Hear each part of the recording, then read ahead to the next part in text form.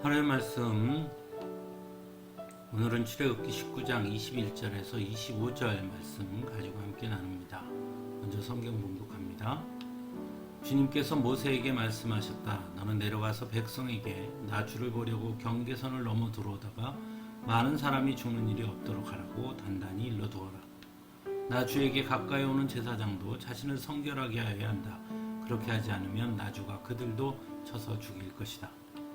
모세가 주님께 대답하였다. 주님께서 우리들에게 산의 경계선을 정하여 그것을 거룩하게 구별하라고 경고하시는 명을 내리셨으므로 이 백성은 시내 산으로 올라올 수 없습니다. 주님께서 그에게 말씀하셨다. 너는 어서 내려가서 아론을 데리고 올라오너라. 그러나 제사장들과 백성은 나에게 올라오려고 경계선을 넘어서는 안 된다. 그들이 경계선을 넘으면 나 주가 그들을 쳐서 죽일 것이다. 모세가 백성에게 내려가서 그대로 전하였다. 아멘. 가끔씩 하나님은 왜 선악과를 만드셨을까 하는 의문을 품을 때가 있습니다. 처음부터 선악과를 만드시지 않았더라면 선악과를 먹는 일도 없었을 것이고 결국 인간이 에덴 동산에서 쫓겨나지도 않았을 텐데 라는 생각이 들곤 합니다. 하지만 그럼에도 성경이 우리에게 가르쳐주는 것은 선악과를 만드신 것 역시 바로 인간을 위해서였다는 것입니다. 그 경계선을 통해 하나님과 사람의 분명하고 확실한 차이를 알 수 있게 하기 위해서였습니다. 하지만 인간은 인간으로 머무르지 아니하고 하나님처럼 되고자 하는 욕망을 품게 되었고 결국은 선악과를 먹고 맙니다. 즉 하나님께서 세우신 경계를 무너뜨린 것입니다. 그리고 결국 인간은 에덴 동산에서 쫓김을 당하게 됩니다. 오늘 본문에서 하나님은 모세를 시내산 꼭대기로 부르십니다. 그리고 경계가 있음을 말씀합니다. 그래서 백성들로 하여금 그 경계선을 넘어 들어오지 못하도록 하라고 전하고 있습니다. 모세에게 그 경계선을 넘어 들어오다가 많은 사람이 죽는 일이 없도록 하라고 백성들에게 단단히 일러둘 것을 말씀합니다.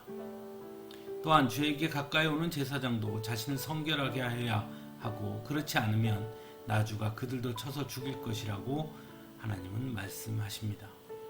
즉 하나님께서 경계선을 만드신 이유 역시 바로 그들을 보호하고 살리기 위함이라고 말씀하고 있는 것입니다.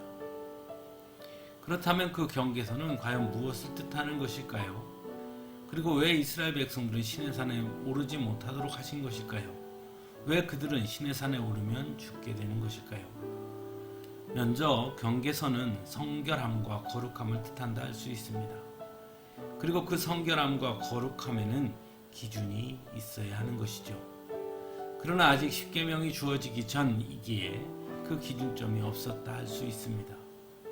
그러므로 그 기준점이란 곧 하나님의 선택일 수밖에 없는 것이고 하나님은 모세와 아론만을 선택하여 부르셨기에 다른 사람들은 시내산에 오를 수 없는 것입니다. 그럼에도 불구하고 시내산에 오르려고 한다면 그것은 결국 하나님께서 세우신 경계선을 무너뜨리는 것과 같은 것이죠. 마치 선악과를 세우시고 선악과의 열매를 먹는 날에는 너는 반드시 죽는다 라고 말씀하신 것과 같은 것입니다. 그럼에도 불구하고 사람들은 하나님께서 세우신 그 기준 또는 경계를 무너뜨리려고 할 때가 있습니다. 선악과를 먹은 것처럼 말입니다. 어쩌면 그 마음속에는 여전히 하나님처럼 되고 싶은 욕망이 있는지 모르겠습니다. 그래서 하나님을 부정하고 자신의 힘으로 자신의 능력만으로 모든 것을 할 수 있다고 말하기도 합니다. 과학이, 기술이 그리고 요즘 시대에는 정보와 돈이 하나님의 자리를 대신할 수 있는 것처럼 말하기도 합니다. 하지만 그럼에도 불구하고 여전히 인간은 하나님 없이 살아갈 수 없는 존재임을 알아야 합니다. 하나님처럼 되고 싶어 선악과를 먹었음에도 여전히 하나님의 사랑과 은혜로 지어주신 가죽 옷이 없이는 나설 수도 없는 인간의 연약함을 우리는 선악과 이야기에서 보게 됩니다. 하나님은 모세와 아론을 특별히 구별하여 시내산에 오르라 하십니다. 그리고 구별된 자들에게 먼저 십계명을 허락하십니다. 그리고 구별된 자들은 하나님께서 먼저 허락하신 그 십계명을 백성들에게 전합니다. 그리고 그것을 이스라엘 백성들의 삶의 기준으로 삼게 했습니다. 오늘날도 하나님은 먼저 구별된 우리들에게 말씀하십니다. 그러므로 우리 역시 하나님의 말씀을 세상 사람들에게 전해야 합니다. 그래서 그들의 삶의 기준이 바로 하나님의 말씀이 되게 해야 하는 것이죠. 그것이 곧 복음을 전하는 것이고 하나님 나라를 확장시키는 일인 것입니다. 함께 기도하겠습니다.